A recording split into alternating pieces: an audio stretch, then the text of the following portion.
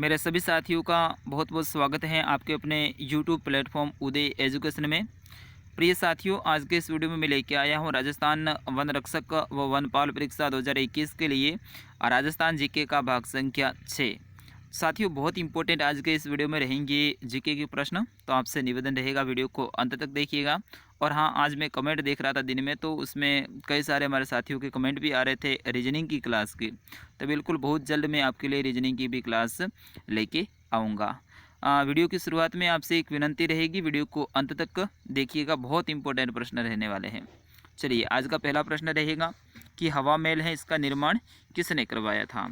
आपके पास में ऑप्शन रहेंगे सवाई जय सिंह, राम सिंह, प्रताप सिंह और मान सिंह। तो आप सभी को पता है कि हवा महल है ये जयपुर में स्थित है और इसका निर्माण है सवाई प्रताप सिंह ने करवाया था। ऑप्शन 3 इसका सही आंसर है। वीडियो के अंत में आपसे भी एक प्रश्न पूछा जाएगा। चलिए, मेवाती बोली है ये किस ज़िले से संबंधित है। बहुत इंपॉर्टेंट प्रश्न है। मेवाती बोली है ये कौन से ज़िले से संबंधित है। ऑप्शन आपके पास में है, अगर आपको आंसर आता है तो ज़रूर कमेंट कीजिएगा। तो मेवाती है अपने ऑप्शन 3 में अलवर है, तो अलवर इसका सही आंसर होगा।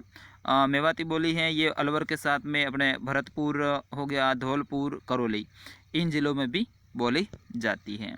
चलिए, अगला प्रश्न रहेगा कि वीर सतसई जो पुस्तक है इसके लेखक कौन है। वीर सतसई बहुत इंपॉर्टेंट है और इनके जो लेखक हैं इनसे संबंधित आपके एग्ज़ाम में प्रश्न जरूर आने वाला है।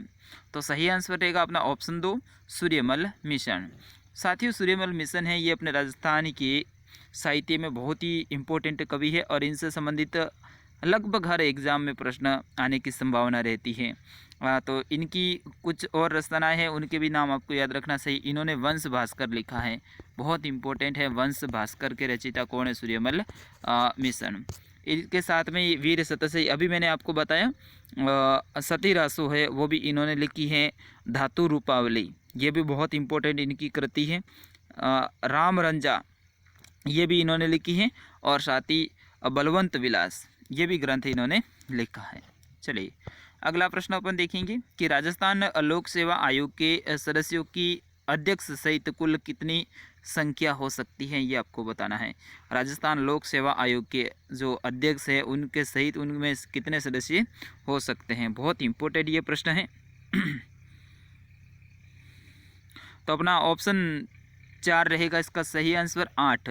वर्तमान में एक अध्यक्ष होता है और 7 सदस्य होते हैं, टोटल मिला के कितने हो जाते हैं, 8 हो जाते हैं। चलिए, अगला प्रश्न देखेंगे। साथियों, आपसे एक विनंती रहेगी कि आप वीडियो को लाइक ज़रूर कीजिएगा। आपका लाइक है वो मेरे लिए मोटिवेशन का कार्य करेगा और आपके मन में कोई सुझाव है तो भी कमेंट बॉक्स आपके लिए खुला है, कमेंट भी जरूर कीजिएगा और वीडियो को अंत तक देखिएगा। अगला प्रश्न, राजस्थान राज्य अभिलेखागार कहाँ स्थित है। तो सही आंसर, बिल्कुल आपने भी सही आंसर चॉइस किया है क्योंकि आपकी तैयारी काफ़ी अच्छी है। तो ऑप्शन 1 रहेगा इसका सही आंसर बीकानेर में। जिसने भी बीकानेर चॉइस किया है सही आंसर है। चलिए, अगला प्रश्न, प्राचीन काल में बीकानेर को किस नाम से जाना जाता था। प्राचीन काल में बीकानेर है, इसको किस नाम से जाना जाता था। वैसे पहले ये जंगल देश के नाम से जाना जाता था, तो ऑप्शन 3 रहेगा इसका सही आंसर। साथियों, बीकानेर है इसकी स्थापना किसने की थी, राव बीकाने की थी। ठीक है ना, ये ध्यान रखना, राव बीकाने कब की थी, 1465 में। ठीक है ना, ये ध्यान रखना आपको, 1465 में की थी। और राव बीका है ये राठौड़ वंश से संबंधित हैं। इनके पिता जिन्होंने जोधपुर की स्थापना की थी, राव जोधा इनके पिता हैं और राव जोधा के ये बड़े पुत्र थे। चलिए, अगला प्रश्न देखेंगे। काजरी का संबंध किस जिले से है। काजरी का फुल फॉर्म है केंद्रीय शुष्क अनुसंधान केंद्र, यानी काजरी। तो इसका फुल फॉर्म, इसका मुख्यालय है वो कहाँ स्थित है, जोधपुर में है। कहाँ पर है साथियों, जोधपुर में है इसका मुख्यालय। इसकी स्थापना 1952 में हुई थी, भारत सरकार के द्वारा हुई थी। ठीक है ना, कब हुई थी, 1952 में। चलिए, अगला प्रश्न देखेंगे। राजस्थान का राजकोट बीकानेर के लूणकरणसर को कहा जाता है। तो इसका कारण क्या है, यानी किस कारण से इसे राजस्थान का राजकोट कहा जाता है। राजकोट साथियों गुजरात का एक शहर है, वो प्रसिद्ध है किस चीज़ के लिए, उसीलिए यहाँ पे लूणकरण में भी वही चीज़ ज़्यादा होती है। तो क्या होती है, मूंगफली होती है। तो ऑप्शन 3 इसका सही आंसर रहेगा। राजकोट मूंगफली के लिए प्रसिद्ध है। वैसे वैसे अपना राजस्थान का लूणकरण शहर है बीकानेर का, वो मूंगफली के लिए प्रसिद्ध है। चलिए अगला प्रश्न, Chambal fertilisers and chemical industries कहाँ स्थित है? बहुत इंपॉर्टेंट ये प्रश्न। कोटा, तो अपना ऑप्शन 3 रहेगा गड़ेपान। गड़ेपान है ये, कोटा जिले में स्थित है। ऑप्शन 3 इसका सही आंसर रहेगा। अगला प्रश्न, राजस्थान में बौद्ध संस्कृति के अवशेष हैं वो कहाँ मिले हैं? बौद्ध संस्कृति के अवशेष अगर आपको आता है तो आप सही आंसर दीजिएगा। विराटनगर, बिल्कुल जिसने भी विराटनगर दिया है सही आंसर है। और राजस्थान में बौद्ध संस्कृति के जो अवशेष हैं वो विराटनगर नामक स्थान पर मिले हैं। बाणगंगा का यहाँ से उद्गम स्थल भी है, बाणगंगा नदी। अगला प्रश्न, अजमेर के संस्थापक कौन है? बिल्कुल इजी सा प्रश्न है तो ज़्यादा मैं इसका समय नहीं लूँगा। अजयराज चौहान, चौहान वंश के शासक थे। तो इन्होंने अजमेर की स्थापना की थी 1113 में। तो ऑप्शन 3 रहेगा अजयराज सही आंसर। चलिए अगला प्रश्न, अलाउद्दीन खिलजी द्वारा चित्तौड़ को क्या नाम दिया गया था? यानी अलाउद्दीन खिलजी ने चित्तौड़ पे आक्रमण किया था, विजय के बाद में उसका नाम क्या दिया था? सही आंसर, बिल्कुल सही आंसर दे रहे हैं, खिजराबाद।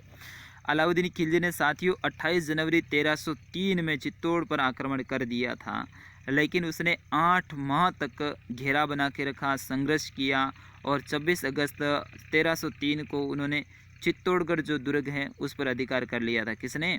अलाउद्दीन खिलजी ने। उस समय पे चित्तौड़ का शासक कौन था? रावल रतन सिंह थे उस समय पे चित्तौड़ के शासक। और फिर उसके बाद में जो चित्तौड़ का किला है वो अलाउद्दीन खिलजी ने अपने पुत्र खिजर खां को सौंप दिया था, इसीलिए इसका नाम है वो खिजराबाद रख दिया था उसने।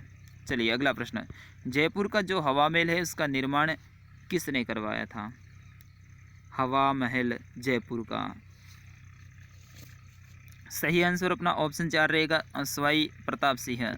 सवाई प्रताप सिंह ने जयपुर के हवा महल का निर्माण करवाया था 1799 में। अगला प्रश्न, जेता एवं कूपा किस शासक के प्रसिद्ध सेनानायक थे? बहुत ही वीर पराक्रमी जेता और कूपा। अपने जोधपुर के राजा मालदेव के, मारवाड़ के राजा, उस समय पे जोधपुर वाला क्षेत्र मारवाड़ के नाम से जाना जाता था। तो ऑप्शन 4 रहेगा इसका सही आंसर। और इन्होंने है ना शेरशाह सूरी से युद्ध भी किया था और दोनों वीर गति को युद्ध करते हुए प्राप्त हुए थे। चलिए अगला प्रश्न, यदि मैं राज्य की नौकरी करूंगा तो अंग्रेजों को बाहर निकाल फेंकने का काम कौन करेगा? ऐसा किसने कहा था ये आपको बताना है। अर्जुन लाल सेठी, जमुना लाल बजाज, जयनारायण व्यास, दामोदर दास व्यास। सभी का आंसर आना सही, थोड़ा सा मैं वेट करूंगा। बिल्कुल अर्जुन लाल सेठी, अर्जुन लाल सेठी ने कहा था। तो अपना ऑप्शन 1 इसका सही आंसर रहेगा। अर्जुन लाल सेठी ने 1905 में जैन वर्धन पाठशाला की स्थापना की थी। चलिए अगला प्रश्न, जैसलमेर राज्य का गुंडा शासन नामक पुस्तक किसने लिखी थी? कई बार ये प्रश्न आपके सामने आया होगा। तो इसका सही आंसर रहेगा सागरमल गोपा ने। तो प्रश्न आएगा सागरमल गोपा का किस रियासत से संबंध रहा है? तो जैसलमेर। या फिर किस, अगला प्रश्न है कि नेवलों की पूजा किस दिन की जाती है? यहाँ पे थोड़े से आप कंफ्यूज हो सकते हैं नेवला अष्टमी को लेकर, लेकिन सही आंसर रहेगा निडरी नवमी, यानी ऑप्शन 2 इसका सही आंसर रहेगा। सर्पों के आक्रमण से बचने के लिए श्रावण कृष्ण पक्ष की जो नवमी है उस दिन नेवलों की पूजा की जाती है, जिसे निडरी नवमी के नाम से भी जाना जाता है। अगला प्रश्न है कि भाद्रपद मास में कृष्ण पक्ष की षष्ठी को मनाने वाला त्यौहार कौन सा है? भाद्रवे महीने में अंधारी, अपन मारवाड़ी में कह सकते हैं अंधारी छठ को कौन सा त्यौहार मनाया जाता है?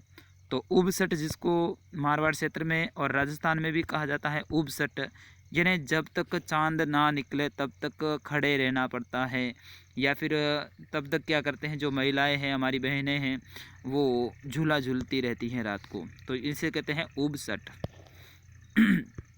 अगला प्रश्न है कि मोठड़ा वेशभूषा के कौन से प्रकार के अंतर्गत आता है। मोठड़ा क्या है? मोठड़ा अपने ओढ़नी है।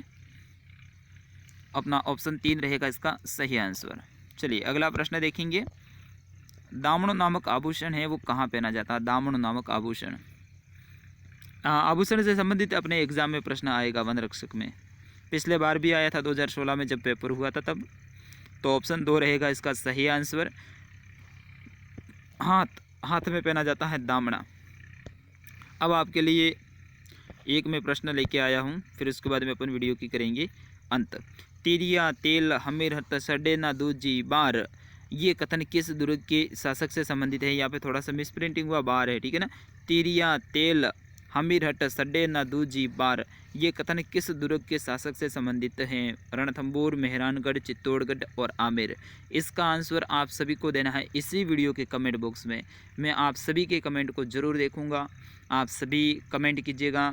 और भी कोई उदय एजुकेशन जो चैनल है इसके बारे में आपका सुझाव है तो भी सुझाव भी दीजिएगा। कोई कमी है तो कमी के बारे में भी ज़रूर बताइएगा, क्या सुधार करना है वो भी आप ज़रूर बताइएगा। आपके लिए कमेंट बॉक्स खुला है और प्रत्येक कमेंट का आंसर मैं दूंगा। जय हिंद, वंदे मातरम। मिलूंगा नेक्स्ट वीडियो में, तब तक के लिए बेस्ट ऑफ लक।